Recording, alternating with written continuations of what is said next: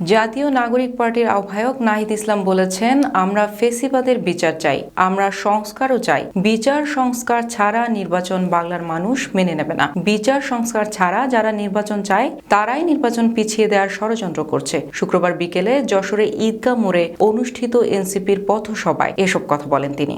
এ সময় নাহিদ বলেন, গত ৫৪ বছরে দেশের রাষ্ট্রীয় সাংবিধানিক প্রতিষ্ঠানগুলোকে দলীয় প্রতিষ্ঠানে রূপান্তর করা হয়েছিল, কিন্তু এখন আমরা সরকারি প্রতিষ্ঠানগুলোকে জনগণের প্রতিষ্ঠান হিসেবে দেখতে চাই।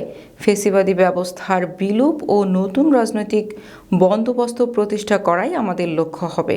এ সময় এনসিপির কেন্দ্রীয় ও আঞ্চলিক নেতৃবৃন্দ উপস্থিত ছিলেন। এর আগে দুপুরে স্থানীয় একটি হোটেলে জুলাই আন্দোলনে আহত ও নিহতদের পরিবারের সদস্যদের সঙ্গে মতবিনিময় করেন নেতৃবৃন্দ।